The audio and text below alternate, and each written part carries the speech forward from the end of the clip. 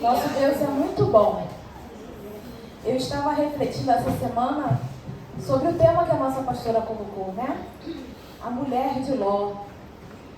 Ela não obedeceu a Deus e olhou para trás. E virou uma estátua de sal, como todas nós conhecemos. E o Senhor me levou lá em Lucas 9, 62, que diz assim: ninguém que lança a mão do arado e olha para trás é apto do reino de Deus. Em Filipenses 3, 13 e 14, João diz assim: irmãos, quanto a mim, não julgo que o haja alcançado, mas uma coisa faço, e é que, esquecendo-me das coisas que atrás ficam e avançando para as que estão diante de mim, prossigo para o alvo, pelo prêmio da soberana vocação de Deus em Cristo Jesus. Irmãs, que em meio ao nosso deserto, que em meio às nossas provas, às nossas tribulações, nós não viemos olhar para trás como mulher de Ló. Não viemos deixar aquilo que o Senhor nos confiou, colocou em nossas mãos, cair por terra. Porque a palavra de Deus diz que aquele que põe a mão no arado e tira, não é apto do reino de Deus. Então aquilo que o Senhor colocou no seu coração para fazer, faça com zelo. Não deixe, não pare. Por meio das provas, pelas dificuldades que todas temos, cada uma se apertou de alguma forma para estar aqui essa noite. E o Senhor tem nos olhado. E Ele é conosco, como foi dito no deserto. Ele passa, o deserto vai passar. Então não deixe o Senhor por qualquer motivo, não deixe de fazer aquilo que o Senhor lhe confiou por qualquer coisa. Às vezes é dolorido, às vezes passamos coisas falando: Senhor, mas eu não precisava disso. Mas a casa de Deus, a obra do Senhor precisa de você. Ela não vai para frente se a gente não estivermos presentes, se nós não colocarmos a mão no arado. O Senhor tem cobrado de nós. O que temos feito para a casa do Senhor? O que temos feito para a obra de Deus? Para que ela venha avançar. Para que ela venha continuar em nossas vidas. Porque somos provas vivas da palavra de Deus, testemunho nós temos que dar lá fora, para as pessoas que nos olham, que elas possam ter desejo de conhecer ao Deus que vocês servem. Então não vamos deixar, irmãos, que as provas, as tribulações nos afastem daquilo que o Senhor nos chamou. Seja para varrer a casa de Deus, seja para sentar nesse banco e adorar, seja para estar aqui em cima louvando ou de joelho dobrado. O Senhor depende de cada uma de nós. Não que a obra dele não vai andar se a gente não quiser, porque ele é suficiente. Mas ele nos chamou, e se ele nos chamou é porque tem um propósito. Então não deixe o deserto da sua vida fazer com que você pare de caminhar. Com que você venha olhar para trás e desejar, como a mulher de Ló. Ela desejou aquilo que ela estava deixando para trás e virou a estátua de sal. Então, irmãos, não venhamos deixar que o inimigo venha nos trazer à memória coisas que passamos, que às vezes ele vem dizer que é bom. Não, bom é estar na casa do Senhor. Bom estar servindo ao Senhor. Em meio às provas, às tribulações, a irmã falou: eu passei o luto, mas eu estou feliz porque o Senhor falou comigo. Porque o Senhor me sustentou. Então que nós devemos estar aqui, independente do que estejamos passando, mas confiando que o nosso Deus tem cuidado de nós. Aleluia. Ele cuida de todas as coisas para nós. A palavra de Deus diz que as bênçãos do Senhor vai nos alcançar. Nós não precisamos correr atrás dela. Precisamos apenas obedecer à voz de Deus. Obedecer aquilo que Ele tem nos orientado e nos mandado. Para que as bênçãos do Senhor nos alcancem. As demais coisas vos acrescentará. Então, às vezes, a gente deixa as coisas do Senhor para buscar as demais coisas. Para alcançar as demais coisas. Mas não chegamos a lugar nenhum. Então, que nós possamos fazer o melhor para Deus. Nos colocar à disposição da obra do Senhor. Porque as demais coisas Ele fará por nossas vidas. E não importa o seu deserto. O Senhor tem te sustentado. E Ele vai continuar. Porque o nosso Deus é fiel. Essa é a palavra que o Senhor colocou em meu coração. Amém? Amém.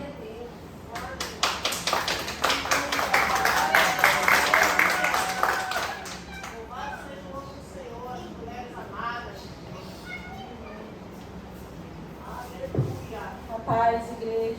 Amém.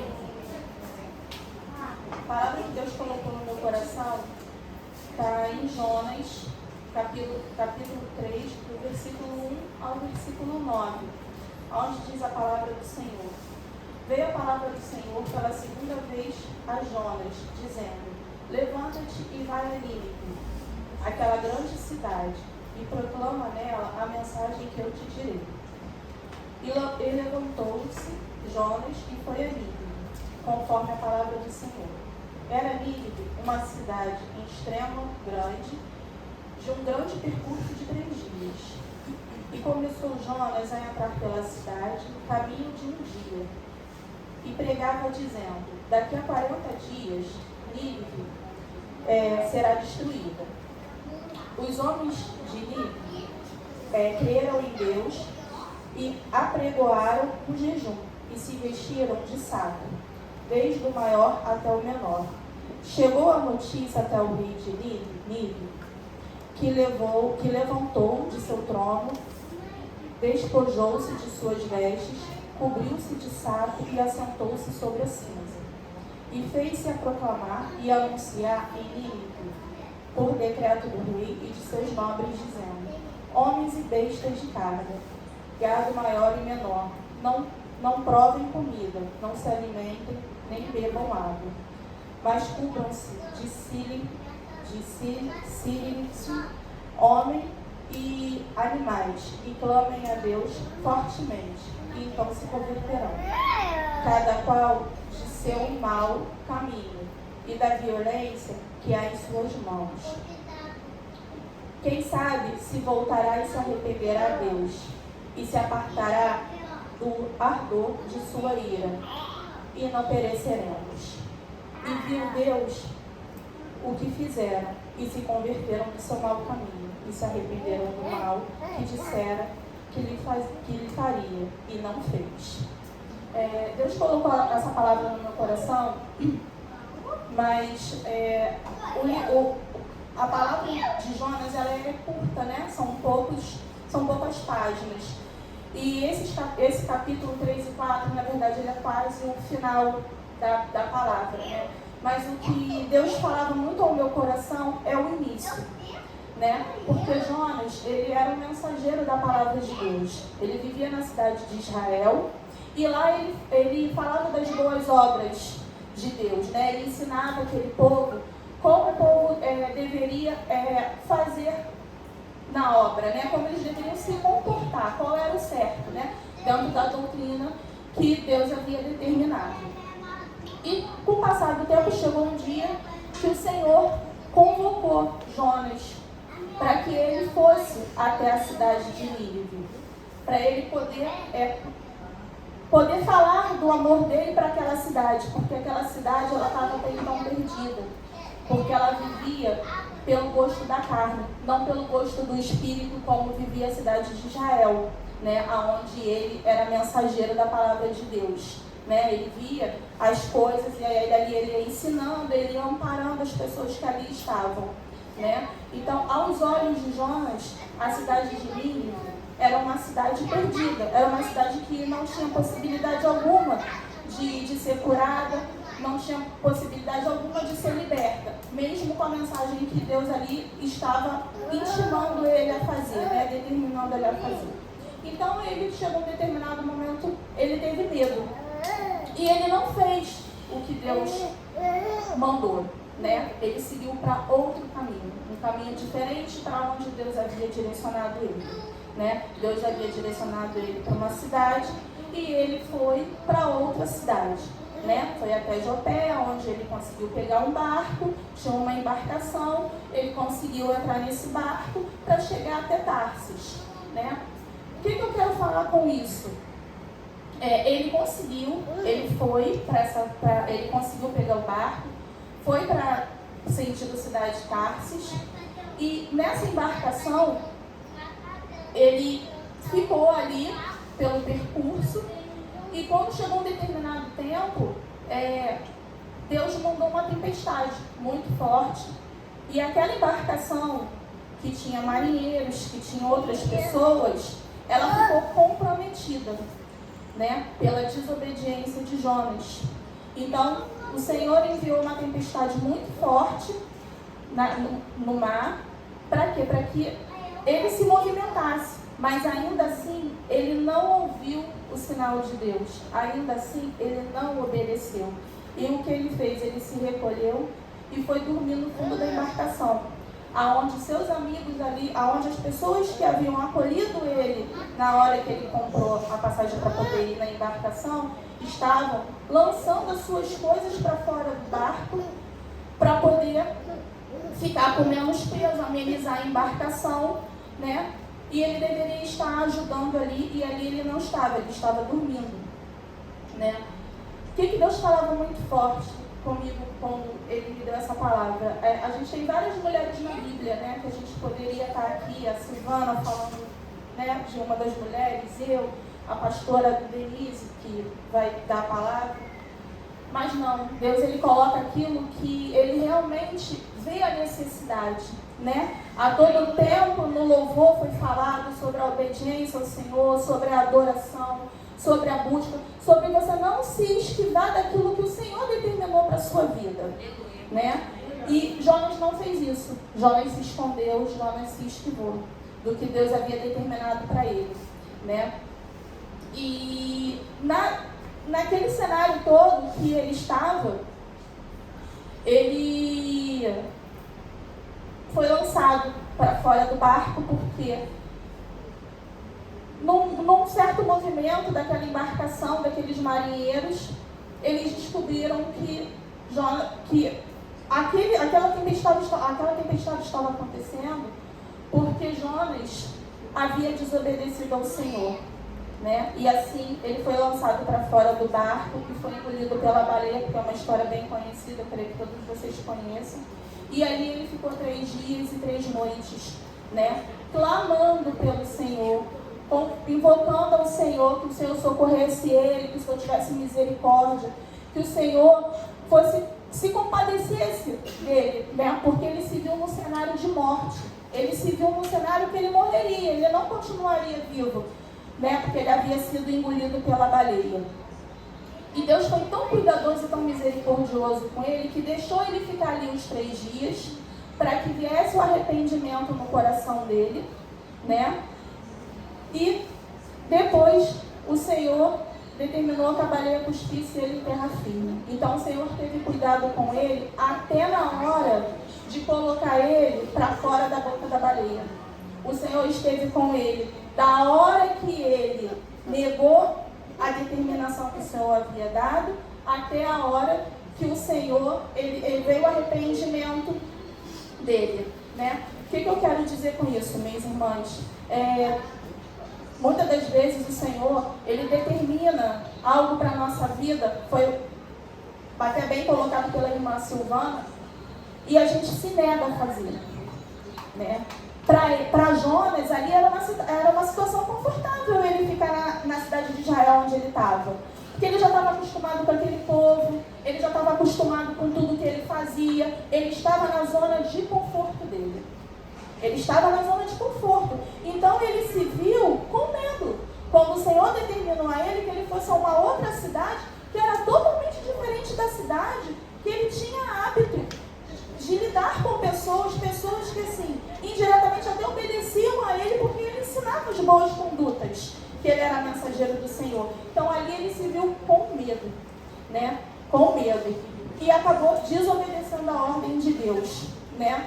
E quantas vezes Deus também nos convoca para certas ações, para certas atitudes, e a gente sente medo e a gente recua, né? Quantas vezes na parte da embarcação nós temos amigos precisando de ajuda, nós temos ministérios precisando de ajuda, e a gente se vê sozinho, porque nós temos uma pessoa que está dormindo, né? Que deveria estar ali agregando. Então, Deus falava isso ao meu coração. E quando veio o arrependimento dele, para vir o arrependimento, ele precisou clamar a Deus. Então, a gente não precisa clamar a Deus só no momento que a gente estiver na boca da baleia. A gente não precisa clamar ao Senhor, não esperar chegar à beira da morte, para clamar ao Senhor pela sua misericórdia. Porque se a gente está com medo de fazer algo que Deus determinou, seja Ele o que for, a gente apresente ao Senhor, a gente entregue a Ele e fale: Senhor, eu não consigo, Senhor, eu não me acho capacitado, Senhor, eu tenho medo. Porque o Senhor, Ele sabe. Às vezes Ele só quer que a gente pronuncie para Ele, que a gente fale da nossa boca, que a gente se apresente para Ele: Senhor, eu tenho medo, eu não consigo, eu não sei fazer. Que o Senhor me guie, que o Senhor me conduza, que o Senhor me direcione os passos que eu tenho que seguir. Né? E muitas das vezes a gente não faz. É mais fácil a gente se recuar, a gente sair do cenário que Deus colocou a gente e deixar Deus sozinho. Senhor, não conta comigo para isso. Não conta comigo para essa obra, não conte comigo para esse ministério, não conte comigo para ajudar aquele irmão, porque eu não sou capacitado, porque eu tenho medo. É mais fácil a gente apresentar isso para Deus do que a gente dizer: Senhor, eis-me aqui e eu estou à sua disposição. Mesmo com medo, mesmo com incerteza, eu estou aqui me colocando à sua disposição para o Senhor fazer de mim o que o Senhor quiser. Né? Então, Deus precisou levar ele ao arrependimento, precisou levar ele a ele achar que ele estaria na beira da morte. Né? Aonde ele colocou a vida de outras pessoas em perigo também, né? Porque olhando para o cenário humano, às vezes não, sempre nós temos pessoas olhando a gente, né? As nossas condutas, a nossa postura, porque nós somos imagem e semelhança do Senhor. Quando a gente tem uma conduta, uma postura diferente do que é bíblico, diferente do que Deus deixa para a gente para seguir, as pessoas estão olhando. Né? E aí quando você recua, quando nós fazemos como Jonas fez, a gente também está ameaçando os que estão próximos. Porque às vezes você está cuidando de vidas de pessoas que estão acerca da sua volta e elas se desanimam porque você desanimou, porque você teve medo. E aí elas se afastam da presença do Senhor tanto quanto você se afastou. Né? Então nós temos que ter esse cuidado também, né? Porque não é só a gente, somos nós e somos o próximo, somos por todos, né? Porque assim o Senhor delega a função para cada um de nós, porque nós estamos nessa terra aqui para salvar almas, né? Para nossa salvação, mas também para a cura e salvação da alma de outras pessoas. Então nós temos que ter esse cuidado e esse zelo. E Deus foi tão misericordioso com ele que mesmo depois do medo que ele apresentou, de tudo que aconteceu naquela trajetória dele, Deus lançou ele, a baleia lançou ele em terra firme. Então ali Jonas teve a oportunidade de ver o zelo que Deus teve com ele. Né? Assim é comigo e é contigo. Às vezes nós passamos por tempestades e o Senhor está cuidando.